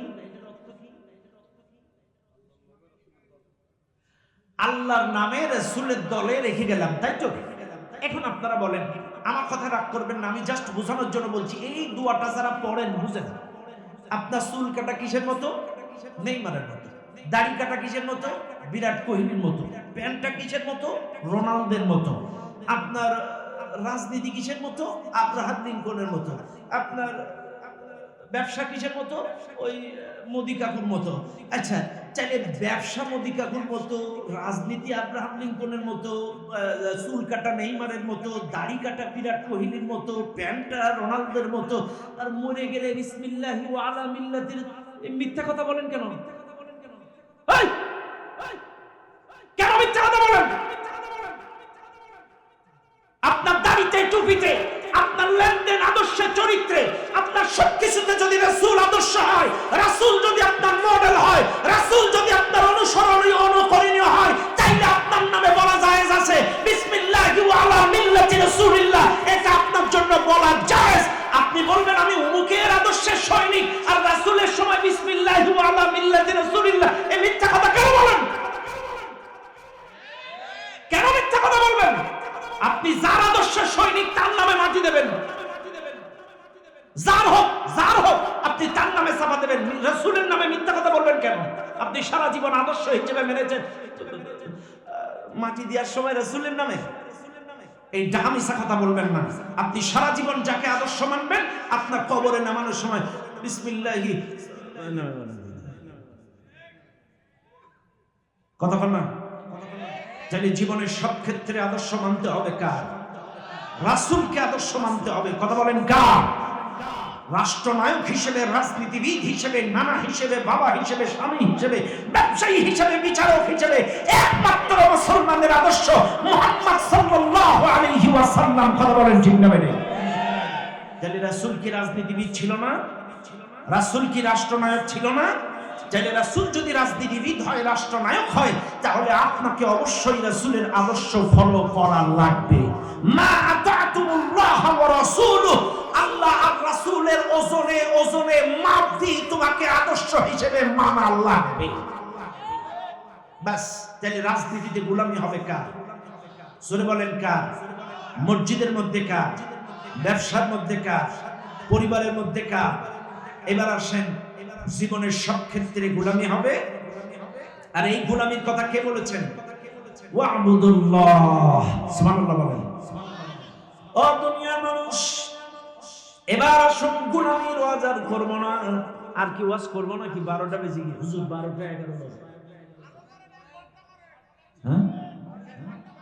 হ্যাঁ, এখনো 1 ঘন্টা করেন আর ফজরের সময়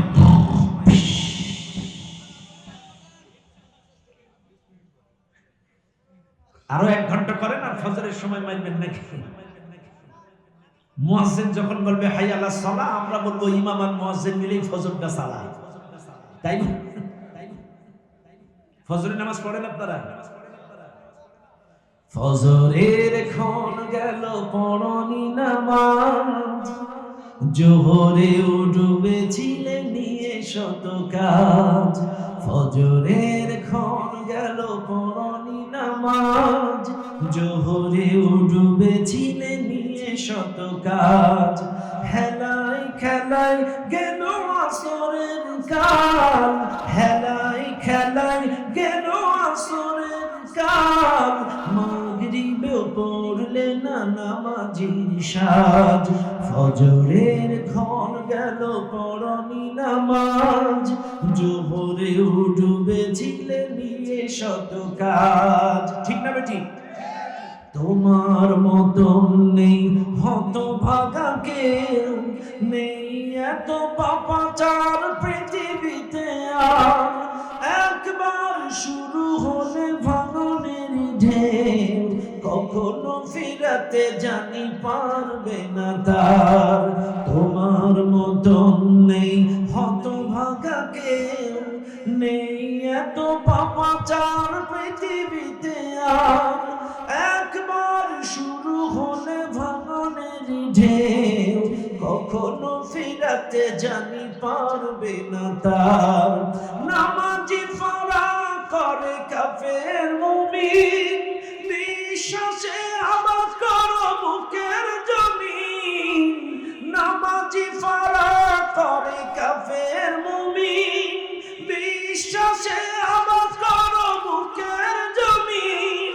সালাত কায়েম করা ইমানের দাবি, নামাজ কায়েম করা ইমানের দাবি। পরকাল মুখী করো মনটাকে আজ, পরকাল মুখী করো মনটাকে আজ। ফজরের ক্ষণ গেল পড়নি নামাজ, জোহরে ডুবেছিলে নিয়ে শত কাজ। আছে না নাই? নামাজ পড়বেন ইনশাআল্লাহ। কয়টা পর্যন্ত করবো? আর কি করবো? আচ্ছা, চলবে চলবে। বাইরা আমার পয়েন্ট কয়টা ছিল? তিনটা মনে আছে আপনাদের? আমি বেশি ব্যাখ্যা দিব না, 3টা পয়েন্ট দিচ্ছি, খেয়াল করেন। 1 নাম্বার, আল্লাহ পাক বলেন আমার গোলামি করো, আমার সঙ্গে কাউকে অংশীদার বানায়ো না, ওয়ালা তুশরিকু বিহি শাইআ। আল্লাহর গোলামি করো, আল্লাহর গোলামির সঙ্গে কাউকে অংশীদার বানায়ো না। এখন অংশীদার কি? খেয়াল করেন, শিরক। শিরক শিরক এটার অর্থ আপনারা অনেকেই জানেন, সবাই শুনেছেন, কেউ উঠাউঠি করবেন না, আমি আবারও বলছি কেউ উঠাউঠি করবেন না। খেয়াল করেন শিরক কি, সংক্ষিপ্তভাবে আপনাদেরকে ধারণা দেই। শিরকে অর্থ হচ্ছে সমান সমান করা, অ্যাডজাস্ট করা, সমকক্ষ করা। ওটা থাক না, মহিলারা একটু না দিকে থাক। সমকক্ষ করা, সমান সমান করা, অ্যাডজাস্ট করা, আল্লাহর কর্তৃত্ব আর ক্ষমতার সাথে এই পৃথিবীর কাউকে সমান সমান করা। আমি আবারও বলছি, আল্লাহর কর্তৃত্ব আর ক্ষমতার সঙ্গে রুবুবিয়্যাতের সাথে, উলুহিয়্যাতের সাথে, তার সিফাতের সাথে এই পৃথিবীর কাউকে অ্যাডজাস্ট করা, সমান সমান করা, ভাগাভাগি করা, শেয়ার করা, এটাকেই বলা হয় শিরক। এবার আসেন, এই শিরকটা সবচেয়ে বড় গুনাহ। আমি আবারও বলছি, এই শিরকটাই পৃথিবীর সবচেয়ে বড় গুনাহ। চুরি করা গুনাহ, মার্ডার করা গুনাহ, জিনা করা গুনাহ, এরপরে মিথ্যা বলা গুনাহ, সব গুনাহ। আর যত গুনাহ পৃথিবীতে আছে, সবচেয়ে বড় গুনাহর নাম হচ্ছে শিরক। ইন্না শিরকা লা যুলমুন আযীম। নিশ্চয়ই শিরক হচ্ছে সবচেয়ে বড় গুনাহ। এবার আসে, এই শিরক করলে কি পরিণতি হইতে পারে? 2-1টা দলিল দেই। আল্লাহর কোরআন বলেন, যত গুনাহ পৃথিবীতে আছে, চুরি করার পরে যদি কেউ তওবা করে, আমি আল্লাহ তাকে মাফ করে দেব। জিনা করার পরে যদি কেউ তওবা করে, আমি আল্লাহ মাফ করে দেব। মার্ডার করার পরে যদি তওবার মতো তওবা করে, মাফ করে দেব। মিথ্যা বলার পরে যদি তওবা করে, মাফ করে দেব। কিন্তু আমার সঙ্গে কেউ যদি অংশীদার করে, শিরক করে, এই শিরকের গুনাহ আমি আল্লাহ কাউকে মাফ করব না। ইন্নাল্লাহা লা ইয়াগফিরু আন ইউশরাকা বিহি ওয়া ইয়াগফিরু মা দুনা যালিকা লিমান ইয়াশা। আমার সঙ্গে অংশীদার সাব্যস্তের গুনাহ আমি আল্লাহ কাউকে মাফ করব না, কিন্তু অন্যান্য গুনাহ আমি আল্লাহ যাকে ইচ্ছা তাকে মাফ করে দেব।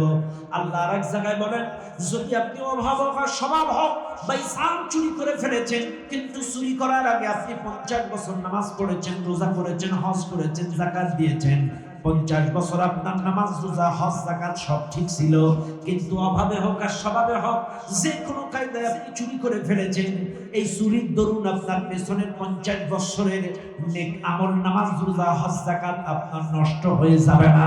চুরিটাই কাউন্ট হবে, পিছনের 50 বছরের ইবাদতটা নষ্ট হবে না। কিন্তু শিরক কেমন একটা গুনাহ, শিরক কেমন একটা জঘন্যতম গুনাহ।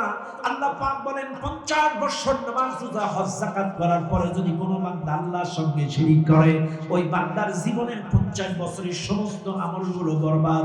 লাইন আশরাকতা লা ইয়াহবাতান্না আমালুকা ওয়া লা তাকুনান্না মিনাল খাসিরিন। তার জিন্দেগীর সমস্ত আমল বরবাদ। আল্লাহ রাক জায়গা বলেন, শিরকের দরুন মানুষের জীবনের সমস্ত শিরকের দরুন মানুষের জন্য জান্নাত হারাম। আল্লাহ পাক বলেন, মান ইউশরিক বিল্লাহি ফাকাদ হারামাল্লাহু আলাইহিল জান্নাতা ওয়া মাওয়াহুন নার। শিরক যারা করবে তাদের জন্য জান্নাত হারাম, তাদের আবাসস্থল হবে জাহান্নাম।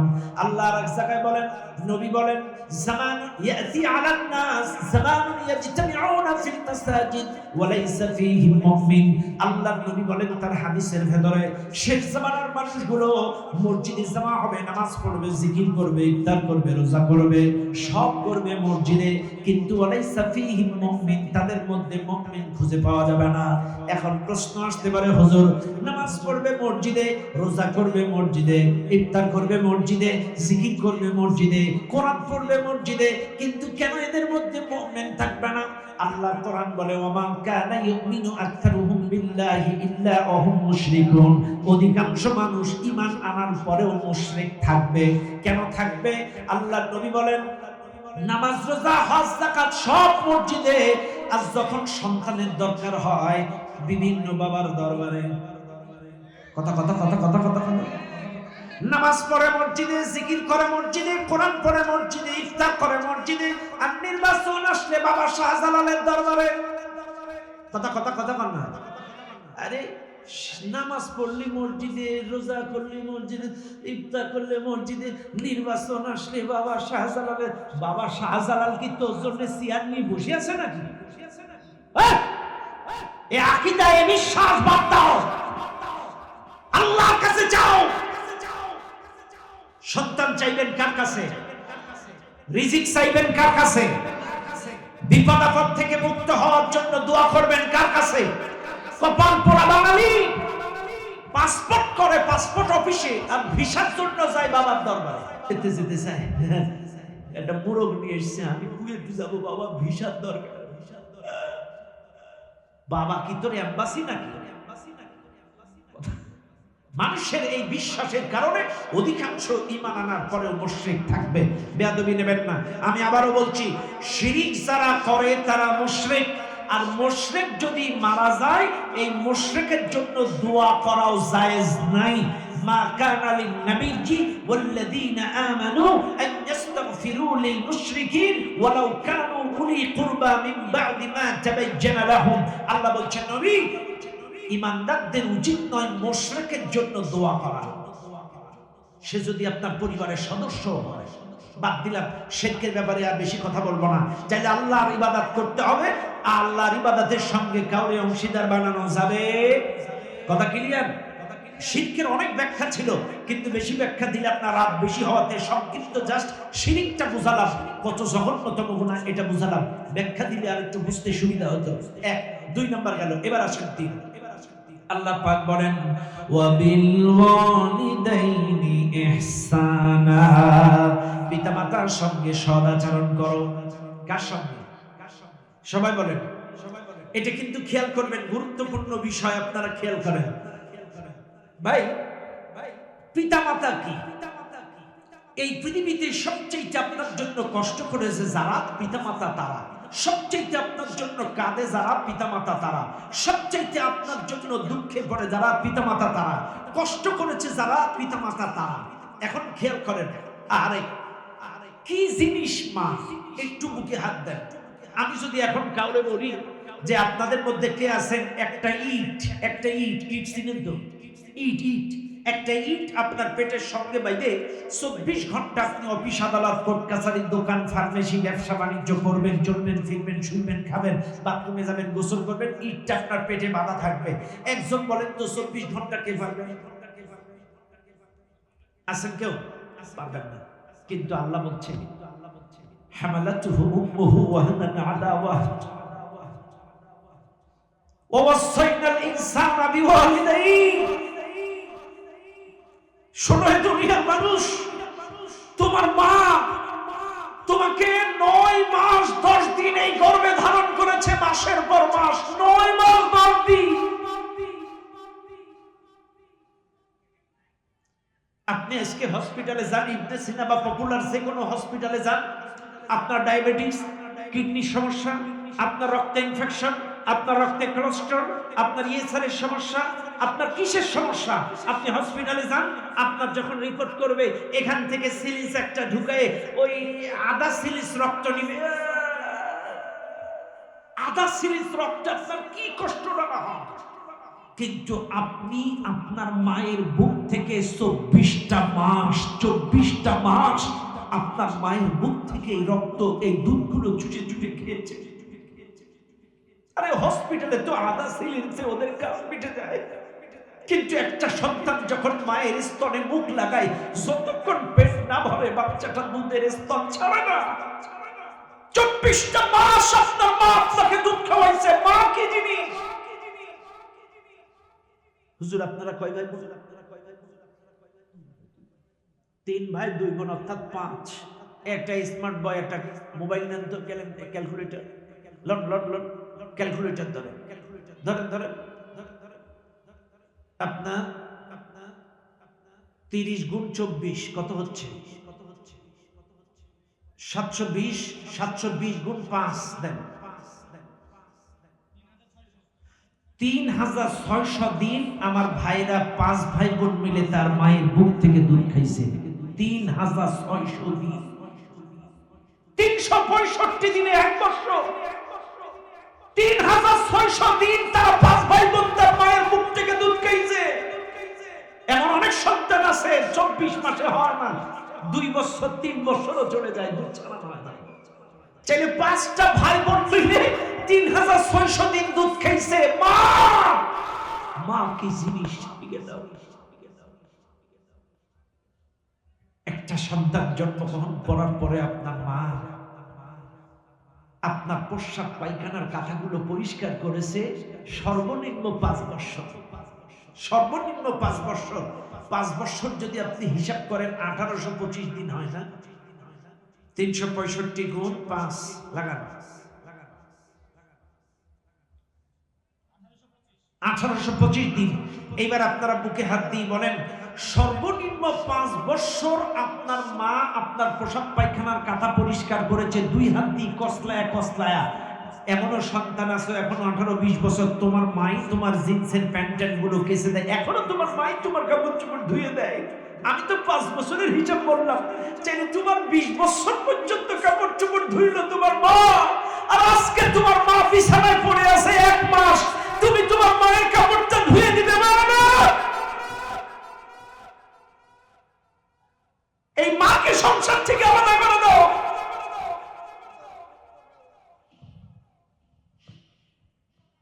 এই মাকে সংসার থেকে তাড়িয়ে দাও, খেদায় দাও।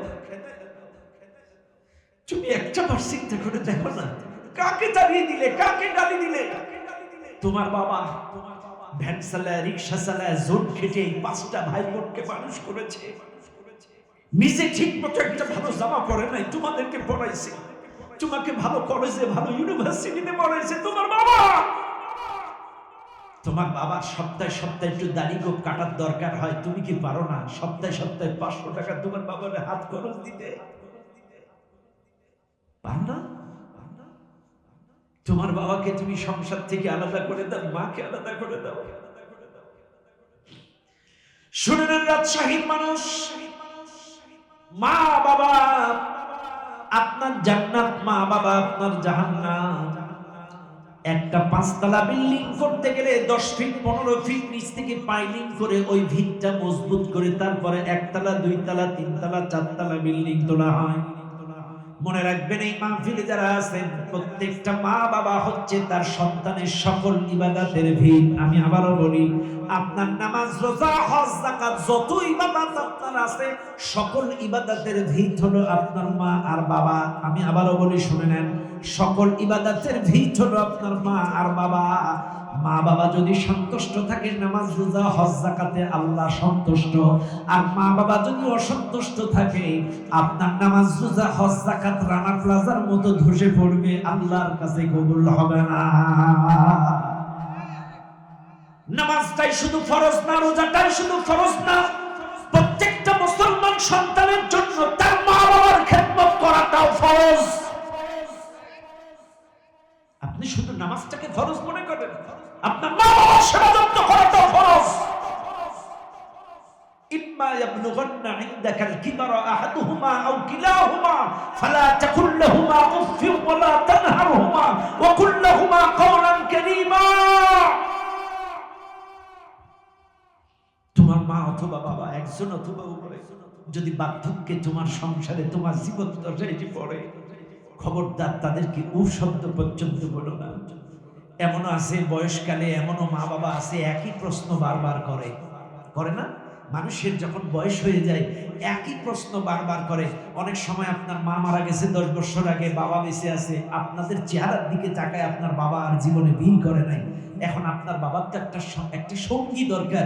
অনেক সময় আপনার ছেলে পেলে ছোট, আপনার বাবা যে বারবার ওই বাচ্চাটারে কোলের মধ্যে জড়ায় নিয়ে একটু আদর করতে চায়, তারও তো মন চায় একটা সঙ্গী, একটু আদর করবে, একটু কথা বলবে, একটু খেলাধুলো করবে। আপনার মা নাই, আপনার ছেলে পেলে অনেক বউ আছে এই সংসারে, দেখবেন ওই যখন ওই নাতিটারে পুতাটারে বাবা নিতে যায় তখন ওই একটু কান্দে, তখন বউ এসে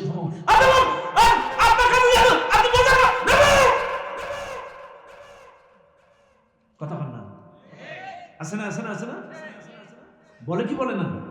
আপনি বোঝেন না, আপনার কাছে যাইতে চাই না, আপনি জোর করে নেন কেন? আপনার স্ত্রী আপনার মাকে ধমক দিল, বাবাকে ধমক দিল, হঠাৎ করে বয়স হওয়ার কারণে, আমার বাজারের বয়স 80 বছর, আমার দাদার বয়স, এই দাদার বয়স 80 বছর, হঠাৎ একটা কাঁচের গ্লাস বাইসান যদি হাতের থেকে পড়ে যায়, গ্লাসটা ফেটে গেল, যেই ধমকটা মারে বৌমা ছেলে,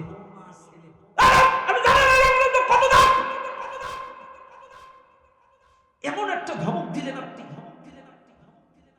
ইস, আপনার বাবার পরিচয় রক্তক্ষরণ হয়, আপনার মায়ের পরিচয় রক্তক্ষরণ হয়। এমন সংসার আছে, বউয়ের একটু সামান্য হাসি লাগলে বউয়ের গোটা ফার্মেসি বাড়ি চলে আসে, অথচ বাবা কাশতে কাশতে গলায় রক্ত বেরিয়ে যায়, মা কাশতে কাশতে রক্ত বেরিয়ে যায়, ওষুধ বাড়ি আসে না, অথচ এখান থেকে আপনি বাড়ি যান, এখান থেকে রাত 12টা 1টার সময় বাড়ি যান, বাড়ি যেয়ে আপনার মাকে ডাক দেন, মা, আপনি প্রথমে আপনার বউকে ডাক দেন, খুকির মা, খুকির মা, খুকির মা, অন্তত 30 ডাক দেয়া লাগবে, তারপরে দরজা খুলবে। কিন্তু বলেন তো, যাদের মা জীবিত আছে, কয় ডাক দেয়া লাগবে? ইস, কত গভীর রাইতে আইসা দেখছি বাড়িতে, মাই মোর রইছে জাগিয়া, হাইরে আমার আপনজন কান্দিও না এখন। আরে মানুষ, মাকে এক ডাক দিলে দরজা খুলে দেয়, আর বউকে 3 ডাকে দরজা খুলে না। সেই মায়ের চাইতে বউকে বেশি মূল্যায়ন করো, মায়ের চাইতে বউকে বেশি প্রাধান্য দাও, তোমার লজ্জা করে না?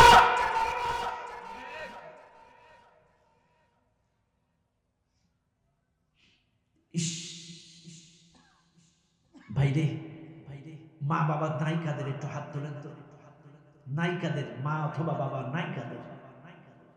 এতগুলো মানুষের মা বাবা নাই, আমারও মা নাই, হাত নামা, আমারও মা নেই। ভাইরে, এখান থেকে আমেরিকা, লন্ডন, থাইল্যান্ডের খবর, social media, email, Facebook, WhatsApp, বিভিন্ন মিডিয়ার মাধ্যমে আমরা দেখতে পাই লন্ডনে কি হচ্ছে, আমেরিকায় কি হচ্ছে, ইউরোপে কোথায় কি হচ্ছে আমরা দেখতে পাই।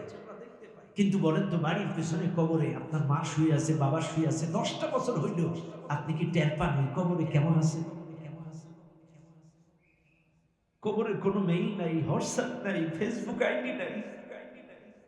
বাপ 9 মাস 10 দিন যে মা আপনাকে গর্ভে নিল, 24টা মাস যে মা আপনাকে তাজা দুধ খাওয়ালো, যে বাবা আপনাকে মানুষের মতো মানুষ করলো, সেই মা বাবার জন্য আমি জানি আপনারা আগে দিছেন এই মাদ্রাসা। দেখেন, আজকে আমি আমার কথা বলছি, আমিও একটা মাদ্রাসা ছাত্র ছিলাম, আমিও হাফেজ হয়েছি, আলেম হয়েছি, আজকে দেশ বিদেশে আলোচনা করে বেড়াই। আমি যেই মাহফিলে, যেই মাদ্রাসায় ছিলাম, যেই এলাকায় ছিলাম, যাদের বাড়িতে লজিং ছিলাম, যারা ওই মাদ্রাসায় দান করত, আজকে আমার এই দেশ বিদেশে ওয়াজ, আমার ওয়াজের দ্বারা কেউ যদি 2টো কথা আমল করে, নামাজি হয়ে যায়, মাকে খেদমত করে, আল্লাহর গোলামি করা শুরু করে, আপনারা যত আমল করবেন এর একটা অংশ আমি তো পাবো, সাথে সাথে আমার ওই মাদ্রাসার ম্যানেজিং কমিটি যারা দান করেছিল, সহযোগিতা করেছিল, ওই মাদ্রাসা প্রতিষ্ঠান আলাদাও পাবো। আজকে 13টা বাচ্চা এখান থেকে পাগড়ি নিল। বিশ্বাস করেন, এরা শুধু হাফেজ হয়নি, এক একটা সুপারিশকারী হয়েছে, সুপারিশকারী। হাফেজ সবাই হইতে পারে না, হাফেজ হইতে পারে তারা রূহের জগতে রাসূলুল্লাহ রূহ দেখেছে যারা। আবারও বলছি, হাফেজ হইতে পারে তারা রূহের জগতে নবীজির রূহ দেখেছে যারা। আর এই হাফেজরা কিয়ামতে সুপারিশ করবে, আল্লাহ এদেরকে অনুমতি দিবে সুপারিশ করার। হাফেজ কিয়ামতে দাঁড়িয়ে বলবে, আল্লাহ আমি আমার মাকে, বাবাকে, আমার আত্মীয় স্বজনদেরকে নিতে চাই, আমার শিক্ষককে নিতে চাই, আমার প্রতিষ্ঠানের সভাপতি, সেক্রেটারি, আমার মাদ্রাসায় যারা দান সদকা করেছিল, রক্ষণাবেক্ষণের দায়িত্ব ছিল, আমি আমার মাদ্রাসা কমিটিকে, এলাকাবাসীকে নিয়ে যেতে চাই। সেদিন ওই সুপারিশ গ্রহণ করবে মালিক আল্লাহ। এই জন্য এরা শুধু হাফেজ না, এক একজন সুপারিশকারী। সুপারিশকারী শোনেন, একটা অক্ষর কেউ যদি বিনা উযুই পড়ে অথবা শোনে 10টা নেকি। আর কোন একজন মানুষ যদি শিক্ষার উদ্দেশ্যে এক একটা অক্ষর তেলাওয়াত করে, এক একটা অক্ষরে 1400 করে নেকি, 1400 নেকি এক এক অক্ষর করে শিক্ষার উদ্দেশ্যে চাইলে একটা হেফজখানায় 24 ঘন্টার মধ্যে 12 ঘন্টা কোরআন তেলাওয়াত হয়। চাইলে 12 ঘন্টায় ওরা কতগুলো তেলাওয়াত করে অক্ষর, কতগুলো আয়াত তেলাওয়াত করে, এক একটা অক্ষরে যদি 1400 করে নেকি হয়, দৈনন্দিন কত লক্ষ কোটি নেকি ওরা কামাই করছে। আর এর একটা অংশ আপনারা পেয়ে যাবেন যদি এই মাদ্রাসার রক্ষণাবেক্ষণের দায়িত্বে থাকেন। আপনার 5,000 2,000 টাকা যদি এই মাদ্রাসায় দিয়ে যান, আপনি যদি মাদ্রাসার ওযুখানাটা করে দেন, 10 ব্যাগ সিমেন্ট যদি দিয়ে যান, আপনি যদি এই ওযুখানায় একটা ফ্যান লাগায় দেন, আপনি যদি কিছু করে দেন, এই মাদ্রাসায় যত তেলাওয়াত হবে এর একটা অংশ আপনারা আমলনামায় যাবে। বাইরে আমি জানি আগে আপনারা দিছেন, আমার সঙ্গে একটু বলেন না, হুজুর আমি আমার মায়ের জন্য বাবার জন্য 5,000 টাকা 2,000 টাকা 3,000 টাকা আমি আবার ওই মাদ্রাসার জন্য আমি দিয়ে যাব। আল্লাহর বান্দারা কেউ আছেন? ভাইজান নাম কি? আবু মুসা ভাই, উনি কত দিবেন? খুব ভালো শোভাকাঙ্ক্ষী মাদ্রাসার, আলহামদুলিল্লাহ। উনি কত দিবেন? 5,000। একটু লিখে নেন হুজুর। আবু